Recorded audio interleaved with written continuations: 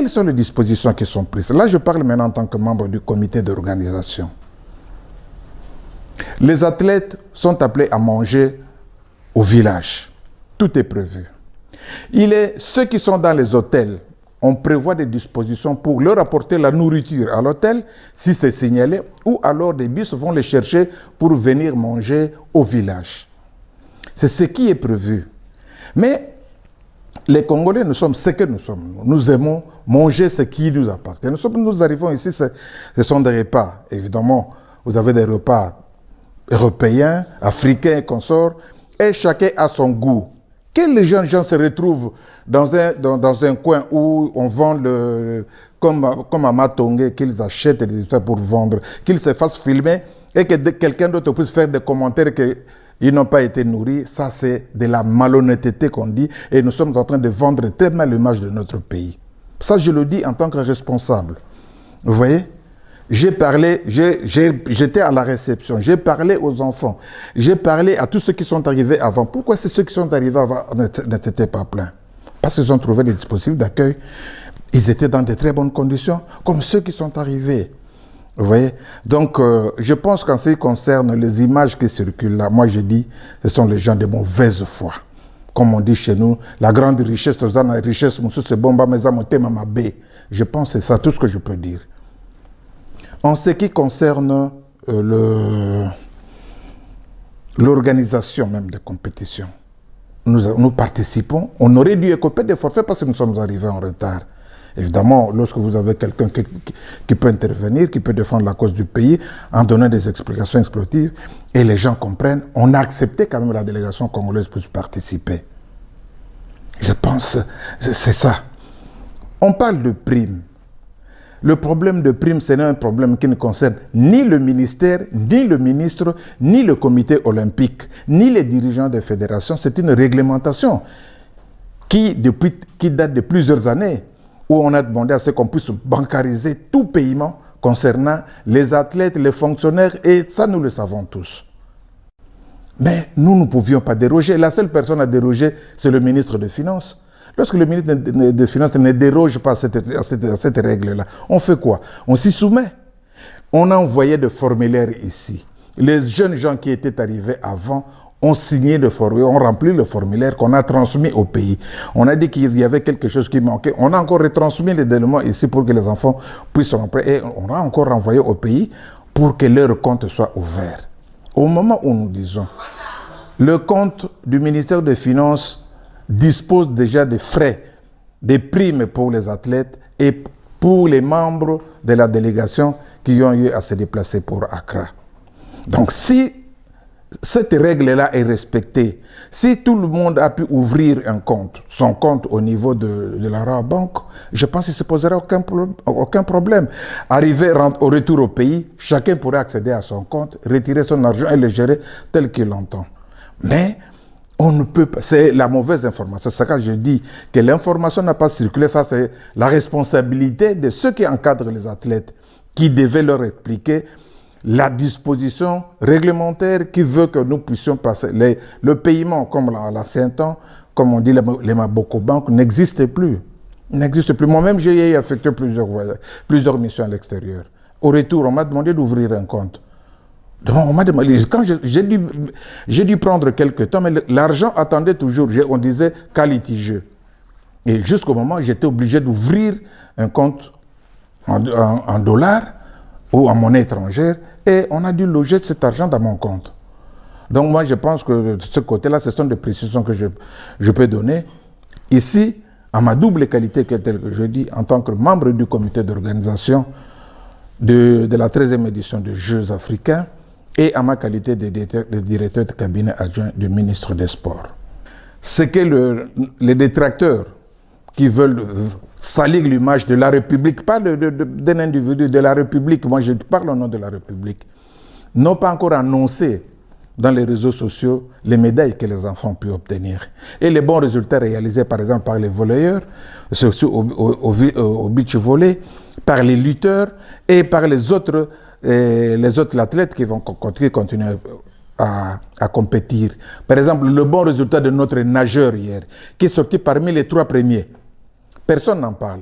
Vous voyez, donc ça, ce sont des cas que nous devons, même à vous, membres de la presse, c'est à vous aussi à véhiculer le message pour que les réseaux sociaux ne soient pas inondés de fausses nouvelles pendant que vous êtes ici. Vous devez faire cet effort. Vous le faites déjà, je vous remercie pour ça, pour essayer de faire voir l'image du pays à l'extérieur et les efforts, les performances des athlètes tels qu'ils les réalisent aussi sur le terrain. Voilà tout ce que je peux vous dire, tout en vous remerciant. Je pense que pour éviter que les réseaux sociaux soient inondés par des fake news tels que vous le faites, je propose à ce que nous puissions nous retrouver toutes les 48 heures pour faire le point de notre participation à la 13e édition des Jeux africains.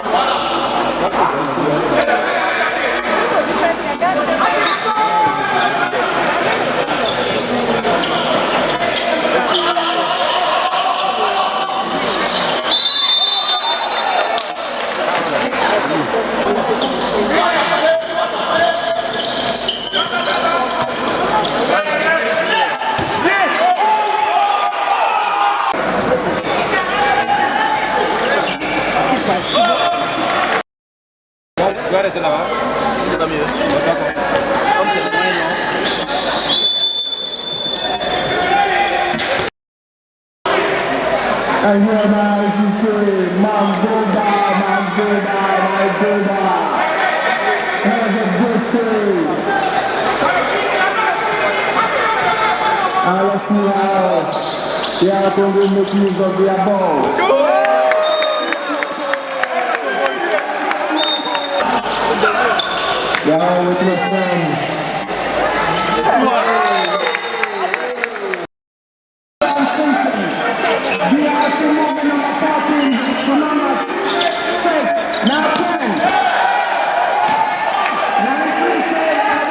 Football va bimi 4e na CAN. Va bimi 4e na CAN. Mais tu vas bimi 3e précédemment. Après ça va honneur. Va mobiliser population RDC pour y avoir ça va roi. Va même pas médaille ni à or, ni à argent, ni à bronze. Mais bah ça là toujours à l'honneur. Malobésé belé, c'est frustrant, nous sommes frustrés. Tu es parce qu'au cannabis dans moment où les andengeni, ma bible que mbongo qui na banque. Bon, en banque, il dit le message tout de suite. Tu as la RDC, je rappelle ça, ils sont frappés parce que tu as la rejoint. Je laisse la parole. Merci beaucoup. Malheureusement, comme le coach a dit, il y en a tellement. Nous sommes dans le regret total. Parce que nous sommes arrivés ici les premiers. Et avec quelle difficulté? Depuis qu'on est là, on a compétu parce que la fédération a signé le papier. Parce que le ministère a autorisé que la fédération puisse prendre des engagements pour qu'on puisse compétir. Parce qu'on avait des dettes que l'État congolais devait payer qui n'a pas payé. Et après, c'est là pour les équipements. On a encore fait la même chose. On n'avait pas des équipements. On a accepté tout ça. Et arrivé maintenant là, à un jour de notre retour à Kinshasa, on n'a rien en main. On nous demande de quitter d'abord le village, aller séjourner dans des hôtels où on ne connaît pas, dans des hôtels pendant qu'on n'a pas d'argent. Je me demande, comment est-ce qu'on va quitter Accra pour arriver à l'aéroport? Oui, c'est vrai, il faut arriver à Kinshasa. Comment est-ce que cette équipe-là va quitter l'aéroport pour leur maison? On a des athlètes qui viennent de province. Comment est-ce qu'ils vont quitter Kinshasa pour retourner dans leur maison? Et puis on a des écoliers ici. Donc, c'est-à-dire on a besoin de notre argent. S'il n'y a pas d'argent, on ne quitte pas Accra. Oui, oui. S'il n'y a pas d'argent,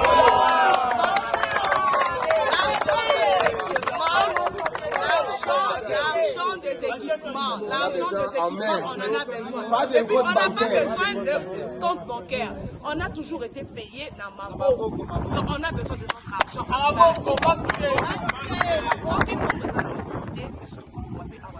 Et c'est tout ça en charge. Le chef de l'État a voulu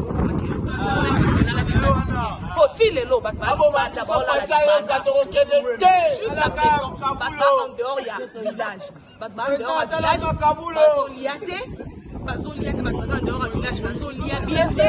que ce sont des athlètes qui sont venus pour compétir, il y a bien des la condition à ma paix, alors que le village est là.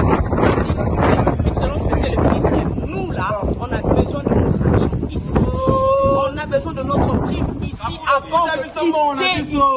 On a besoin de tout ce que nous voulons. Le comité olympique, si le comité olympique c'est quelque chose, il n'a qu'à se renoncer maintenant. Si le comité olympique n'est pas dedans, il n'a qu'à venir nous dire que non, lui n'est pas dedans. S'il est dedans, ministère, comité olympique, nous avons besoin de notre argent. Point barre. Nous sommes dans quel pays vraiment? Alors, John Mbouyi, s'il vous est demandé au PSAMOA Côte, SIG10, ministre à sport au PC combien? 0,5. 0,5. Alors, oui, nous sommes arrivés pratiquement à la fin de notre émission. Peut-être que tu attendais question il y a de gauche à droite et était au Bomba qui bimisa pour aussi cette émission. Non, non. Je vais demander au chef de l'État, avec tout le respect, chef de l'État, gouvernement n'a pas limité. Bon, que l'abisso, technicien, physicien Zao, na sport, mbongweza ebele. Mbongo ba léopard l'état bimisaka pona ba léopard bimisaka peut-être ça dit pona ba compétition tout mona oyo bazonyo komela oyo et que sport yango moko ko bimisela ngopé. Mais c'est juste canaliser, juste koye ba qu'est-ce que nous pouvons faire pour un stade et ba nani ba sport ba no ko tsambongote. Lequel a besoin un bon technicien. Puisque célébrité et ko ko bomba biso yango bomi biso. Célébrité à Kaboul, à critiquer à Kassala, à Botochaï. Mais regardez maintenant les sports là, donc là où se retrouve. Quand le budget 0,5 Tozali Koloba, chef de l'État, lequel a biso un bon technicien, je répète, un bon technicien, il y a sport. Oyebi, ezana secteur où ezana bajan et belleté, koleka sport. John, il vous reste 30 secondes. Ezana secteur où ezana bajan, c'est-à-dire, je vois le jeune footballeur, grâce à sport, bazali ko émerger. Alors, donc dans le secteur administratif, c'est-à-dire baza tellement ébélé que ceux qui ont double.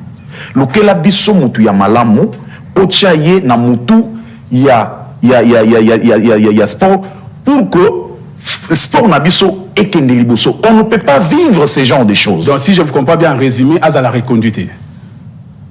Ça serait une insulte pour le peuple. Ça serait une insulte. Merci beaucoup. Merci John Mbouyi en tout cas. Ozaki vraiment l'icolo na surtout en tout cas. Non, ça fait mal puisque c'est le secteur où nous vivons. C'est le secteur où nous vivons en tout cas. Et quand quelqu'un vient pour nous bon. Voilà, merci beaucoup. Nous sommes arrivés pratiquement à la fin de cette émission. Mesdames, mesdemoiselles et messieurs, si vous l'avez aimé, dites merci à Tonto Ebongo qui était du côté de la régie. Merci aussi à Guillaume Ndinga qui a beaucoup contribué pour la réussite de EC et Magazine. Quant à moi, je vous retrouve encore le lundi prochain pour un autre numéro, mais n'oubliez pas la rediffusion. C'est demain mardi à partir de 11h. Au revoir.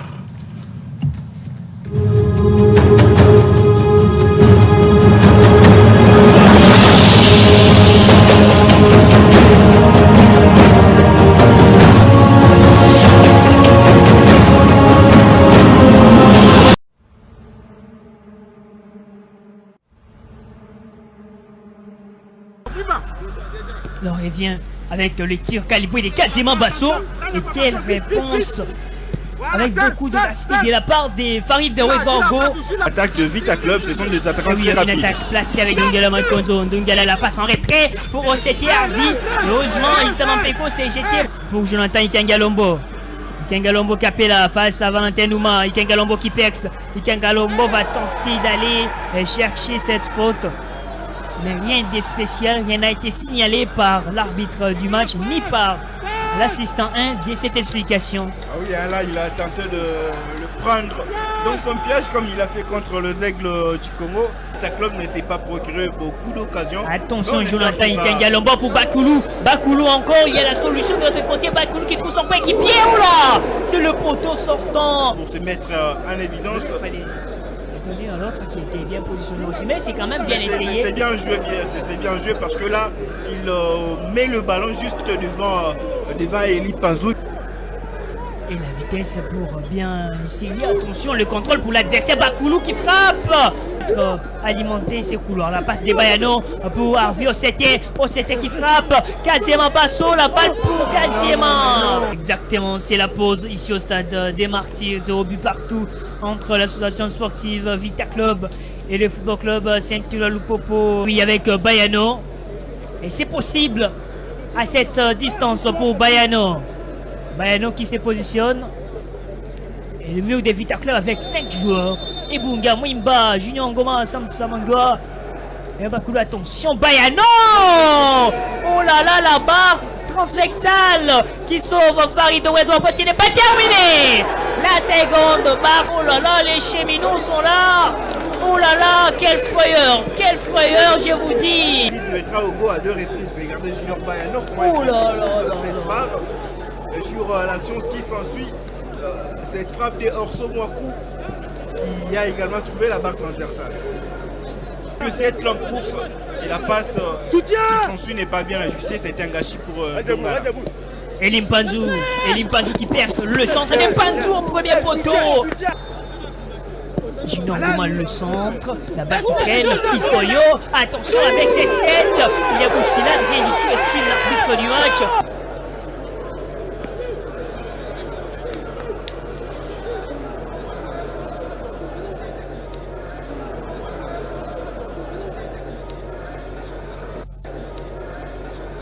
On fait combiner avec Ebunga Simbi, la balle d'Ebunga pour Missouri. Missouri dans la surface. Missouri devant Ikoyo. Très bien fait de la part de Missouri. La relance de Wimba. Pandueli, le centre de Pandu en première intention. Pandueli. Malgré ses efforts de le récupérer. Missouri.